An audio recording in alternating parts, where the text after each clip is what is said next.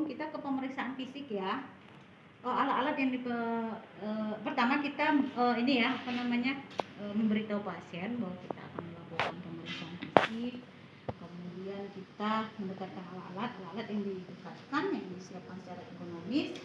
Ada ini tadi, ini untuk fungsinya untuk pemeriksaan DTP ya, kontrol, sabun dan air bersih, tisu, kemudian bila perlu kapas DTT, kemudian ada termometer juga, kemudian ada reflex hammer, ini namanya reflex hammer untuk mengetahui gerakan sarafnya ya, gerakan sarafnya. Kemudian ini tadi stetoskop, sphygmomanometer ya, sphygmomanometer. Kemudian ada perlak, kemudian ini isinya handscoon ya, handscoon. Kemudian ada kasa, ada sudut lidah atau tong spatule ini ya, jangan dipegang ini ya, biar memperlihatkan. Ada dua jenis, dia ada yang berlubang seperti ini, ada yang tidak, tapi modelnya seperti ini ya. Ada yang jenisnya kayu, ada yang kayak gini ya, aluminiumnya stainless. Oke, bengkok boleh atau langsung disiapkan sampah basah atau sampah kering atau sampah medis dan non medis gitu ya. Kalau non medis itu misalnya plastik ya yang tidak terkontaminasi oleh duh tubuh. Duh tubuh itu cairan tubuh, misalnya darah, nanah ya, atau keringat atau apapun ya. Kalau yang ini itu sampah medis. Kalau yang ini sampah non medis, kalau yang ini sampah medis biasanya ya. Pas sampah medis kebalikan tadi, yang sudah terkontaminasi namanya duh tubuh ya. Oke, setelah itu, setelah alat-alat kita tutup sampiran, mencuci tangan ya, dan menggunakan handscoon. Ininya sama non steril ya, prinsip rasanya adalah non steril, jadi nggak apa-apa, nggak perlu steril ya. Oke, yang pertama ada kita TDC ya, karena ini yang paling lama pemeriksaannya, jadi kita letakkan dulu ini ya, kita letakkan dulu. Sama prosesnya seperti yang tadi ya, Ibu, permisi ya Bu ya, saya akan melakukan pemeriksaan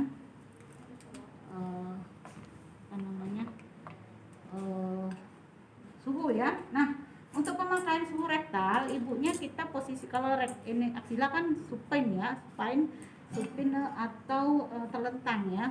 Kalau ini posisinya sim dan diletakkan di anus ya, kira-kira 5 menit ya, maksimal ya. Nah, sambil menunggu, kita harus, yang kedua adalah tensimeter. Kita melakukan yang namanya tensimeter ya, ukur tekanan darah, lakukan pengukuran tekanan darah seperti yang tadi ya. Isi ya Ibu, ini tadi sepertiga fossa cubiti ya, ini 3 jari di atas fossa cubiti. Nanti di banyak-banyak buka anatomi fisiologinya ya.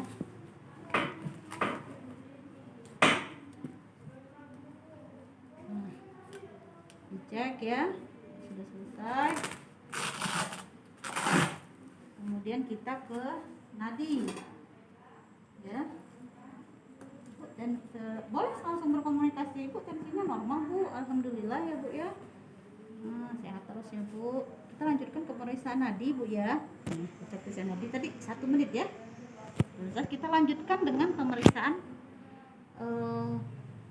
pernapasan ya, atau respirasi rate atau RR ya. Kalau nadi biasanya pulse ya, bisa pulse itu sama dengan nadi. Kalau ini namanya pemeriksaan pernapasan atau respirasi rate ya, RR. Hitung RR-nya gitu ya, artinya pernapasan ya. Hitung juga 1 menit dan ini 1 menit. Sudah selesai. Kalau sudah 10 menit ini diambil, kalau belum kita lanjutkan ke pemeriksaan yang lainnya. Nah, yang pertama adalah pemeriksaan di daerah kepala ya. Kita lihat kepalanya, bentuk kepalanya simetris apa tidak ya. Kemudian kebersihannya itu, permisi ya Bu ya, kalau dia pakai jilbab mohon izin dulu ya, mohon izin dulu. Kita perhatikan kulit kepalanya, kemudian rambutnya rontok Bu, rontok nggak Bu rambut ini, atau bukan nggak Bu, dilihat ya kebersihannya.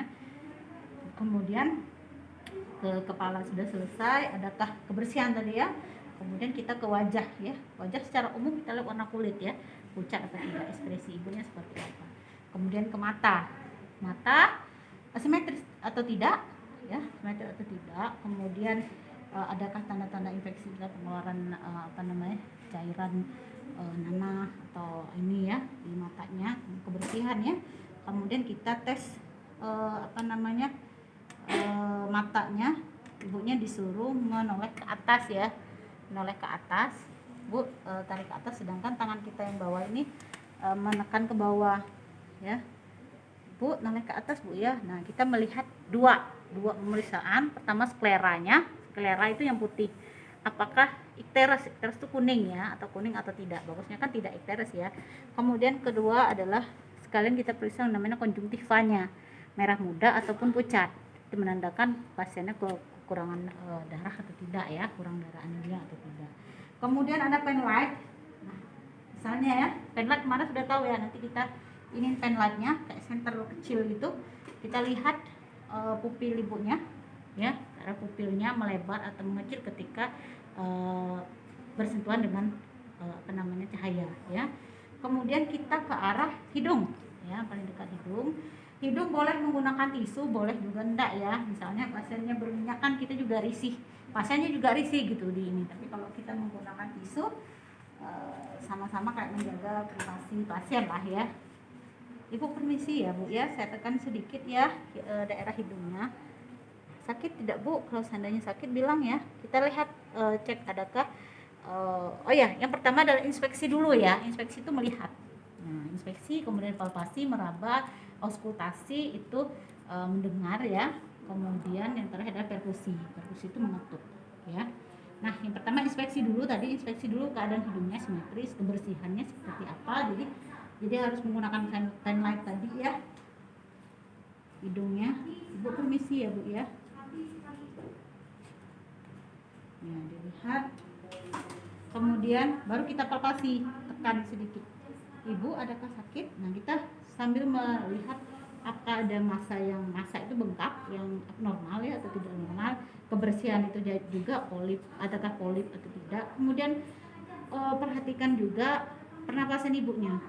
Apakah terjadi pernapasan cuping hidung atau kayak mengi gitu, kayak orang asma ya. Kembang kempisnya hidung, ini cuping namanya ya. Kemudian kita ke mulut ya, kita ke mulut.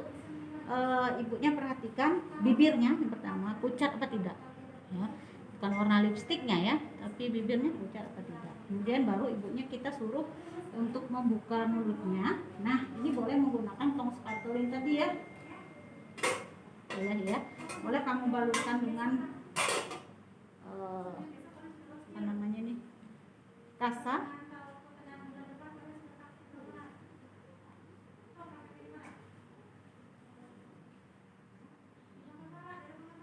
Ibunya disuruh, jadi ini untuk menekan lidahnya ya. Ini kita lakukan penlight tadi, kita melihat kebersihan. Yang dilihat adalah kebersihan mulutnya, ada gigi berlubang, karies ya, atau karies itu plak giginya, kebersihannya, karang gigi ya. Kemudian pembengkakan gusi, keadaan tonsil, adakah terjadi tonsilitis atau pembengkakan di tonsilnya ya, infeksi ya. Tonsil itu yang kiri kanan ya, yang dua ya, kiri dan kanan. Oke.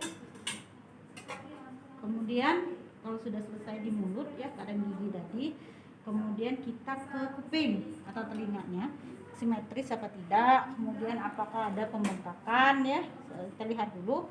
Telinga yang jauh Bu, permisi Bu ya, miring ke sini, kita lihat kebersihannya pakai penlight ya, kita lihat kebersihannya. Kemudian ada pengeluaran cairan atau sekret ya, cairan atau tidak.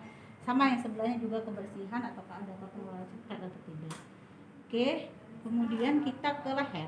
Leher kita lihat adakah pembengkakan secara ini dulu, adakah pembengkakan pada lehernya ya, pembengkakan kelenjar tiroidnya. Kemudian kita palpasi, yang utamanya adalah palpasi. Ibunya kita beritahu Bu, nanti kalau sakit bilang Bu ya.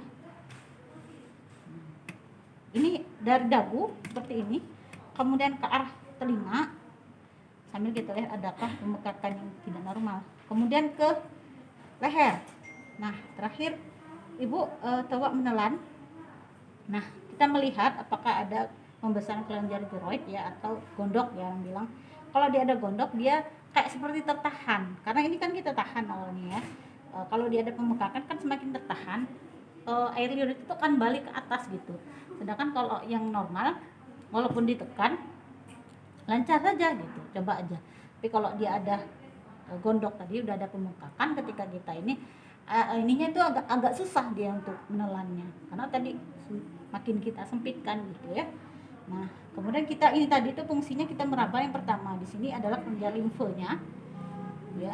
Kalau kelenjar limfe itu bermasalah di daerah sini, berarti ada permasalahan di daerah sekitar mulutnya, ya, infeksi, gusinya bengkak misalnya ya. Kemudian ke pena jugularis, di sini namanya pena jugularis. Ini menandakan adakah pembesaran ya, aliran darahnya mungkin tidak lancar dari jantung ke bagian kepala ya, ke bagian otaknya. Kemudian ke kelenjar tiroid ya. Oke. Ada juga di sini arteri karotis ya. Arteri karotis itu biasanya menandakan kalau dia ininya cepat, itu biasanya pada penyakit jantung ya. Oke, kemudian kita ke dada. Nah, kalau seandainya termometernya sudah selesai, kita ambil ya. Ibu, ini sudah 10 menit ya. Ini udah hilang.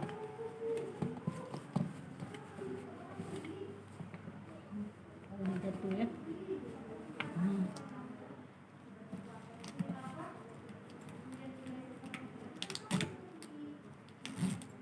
Oke, kita baca ya. Kemudian kita rendam aja dulu, dikeluarin selama 10 menit kan. Kemudian kita ke arah dadanya. Kalau ibunya, Bu, permisi ya Bu ya, kita lihat ininya. Nah, kita lihat adalah dadanya, bagaimana adakah retraksi dinding dada, tarikan yang sangat kuat pada saat dia bernapas ya, saking susahnya dia bernapas ya, tarikan dinding dada ya, retraksi dinding dada. Kemudian simetris apa tidak. Kemudian di sini kita ada pemeriksaan daerah paru-parunya dan jantungnya ya, bagaimana jantungnya berdenyut ya, normal apa tidak. Kemudian di paru-parunya juga ya. Oke, bagus Bu ya. Kemudian tapi kalau di sini kalau ibunya tidak mau ya, misalnya harus benar-benar komunikasinya harus betul-betul ya, apalagi wanita ya, kadang risih dia untuk membuka itu ya. Kemudian kita ke daerah perut. Yang kita lihat adalah simetris atau tidak, adakah pembengkakan tetap utama, pembengkakan yang abnormal. Kemudian kita palpasi ya, adakah bising usus atau bising ususnya bagaimana. Kalau bising usus pakai ini ya, stetoskop ya. Kalau dia bising ususnya kenceng kayak gitu, biasanya pasiennya diare ya, kalau kalau bising usus tetap ada ya. Kalau yang biasa, kalau dia nggak diare, jalannya normal gitu ya. Kayak kalau di jalan kalau lagi rame itu, nah itu namanya bising ususnya lagi rame gitu ya, lagi ada gejala misalnya kayak diare tadi. Kemudian sambil kita tekan Bu, tekannya jangan kayak gini ya, berbeda antara tekan kamu dengan tangan kosong kayak gini. Bu sakit, nah, sakitnya itu sakit karena kamu tekan nanti, tapi tahan di tanganmu di sini, kamu tekan dikit. Nah, sakit Bu, lebih beda rasanya ya, lebih enak. Ini namanya palpasi ya. Palpasi itu dengan perabaan, dengan tekanan. Oke, next kita ke vagina. Kalau alat ini, alat kelamin, tanyakan ibunya dulu ya, atau memang ada indikasi kita melakukan pemeriksaan ini, karena ini sangat privasi. Misalnya kita paksakan ibu tuh, misalnya bukan paksakan ya, menganjurkan ibu tuh misalnya ibunya mengeluh keputihan ya, keluar albus yang berlebihan, jadi kita harus periksa yang namanya ini, kita lakukan yang namanya vulva hygiene ya. Nah, kalau pasiennya tidak mau ya nggak usah dipaksakan gitu. Kalau memang juga ternyata dia nggak ada indikasi gitu ke arah untuk pemeriksaan ini. Kemudian kita ke arah ekstremitas ya. Ekstremitas, Ibu pernah cerita juga, ekstremitas itu ada atas dan bawah. Ini adalah ekstremitas bawah, ini atas. Ekstremitas itu adalah alat gerak ya. Jadi kita lihat kakinya simetris atau tidak ya, kebersihannya, kukunya bagaimana ya. Nah, kalau memang dia bagus, puji lah Bu ya. Kalau memang ada kurang kotor Bu, sering-sering dibersihkan ya Bu, ininya kuku kakinya kotor Bu. Ini ya, langsung kita berikan KIE, jangan nunggu sudah selesai, yang diam-diam aja pemeriksaan kayak gini-gini risih orangnya, tapi kita ajak ngobrol dianya. Wah bagus Bu, kuku kakinya bersih ya. ibu ini bagus nih perawatannya di rumah, seperti itu ya. Kemudian kita palpasi itu kita lihat udem apa tidak, udem itu ya bengkak atau tidak ya. Di pretibia, di sini ada dua daerahnya, pretibia atau dorsal, daerah dorsal.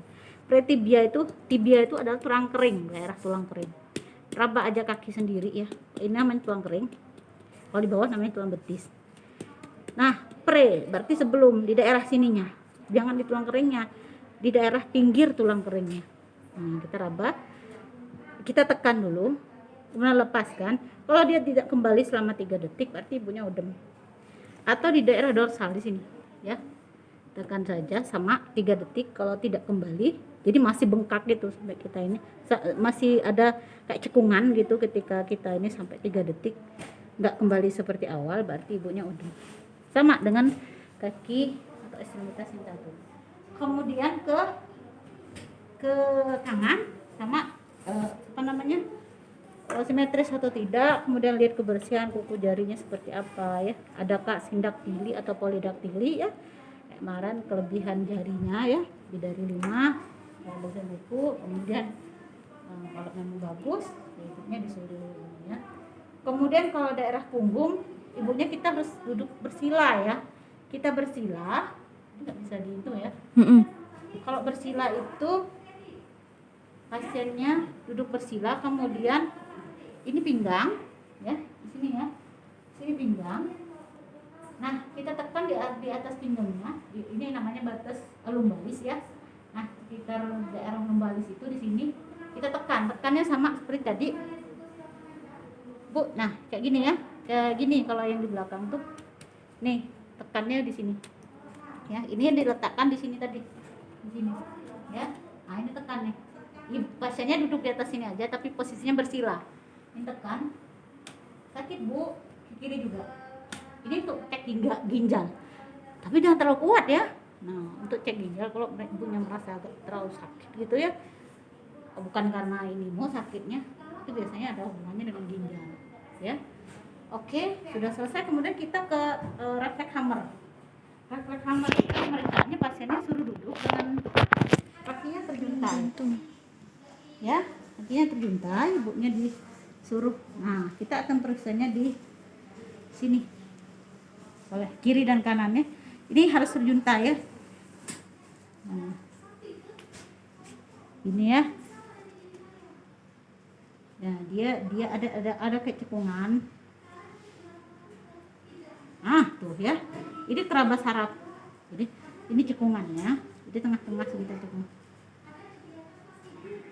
Nah, tuh ya.